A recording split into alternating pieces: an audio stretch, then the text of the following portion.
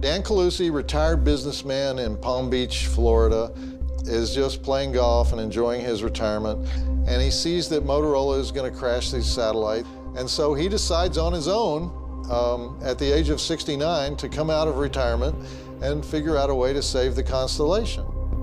In my previous life, I had seen large corporations do pretty stupid things. I just never had a doubt about its economic viability. I just had to convince others. Dan Colussy went to everybody in the world to try to get the money. He formed a business partnership, and then later he added to that a partnership with a Saudi Arabian prince. They managed to pull together almost all the money. So that's when I began negotiating with the banks and with Motorola. They told him, you have 9 days. You have 9 days to put together the money and the business plan. We were able to get access to the White House and to Secretary Cohen.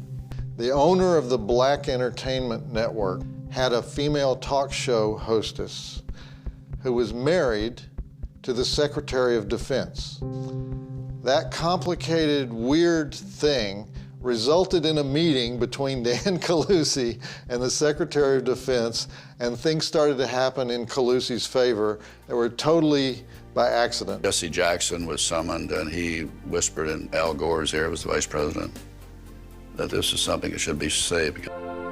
But at the same time, Motorola declares the company is spending $100 million a month just to stay in business. A major thought circulating around that if you deorbited 85 satellites in a short period of time, that at least one or two would come crashing through the Earth's atmosphere, and it would be a disaster. This was a ridiculous analysis because the insurance companies who really get into this had done their own calculations, and it was less than 1 million in one chance. But nevertheless, it was rampant. It was in the press. Clinton asked the question when he heard this, well, is this real? And they said, well, Mr. President, it's very unlikely, but it could happen, okay? So his reaction to that was, this thing's not being deorbited on my watch. At the very last minute, there was a meeting in the Pentagon, and a particular deputy secretary intervened.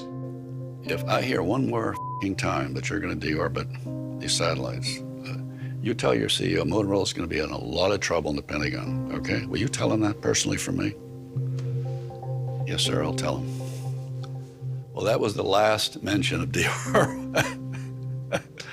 We never heard Motorola threaten to deorbit after that. Dan Colussy wins a $72 million contract to provide unlimited phone services for the Department of Defense. He is finally able to close a deal on December 20th, 2000. Now he owns Iridium. In 2007, Dan Colussy announces his plan to start deployment of the new Iridium Next constellation. There were a lot of people in the company who didn't believe we could do a second generation. Matt studied it and came back. I said, Matt, it's the key thing. He came back and said, I've just drank the Kool-Aid. I think we can do this. You're the man.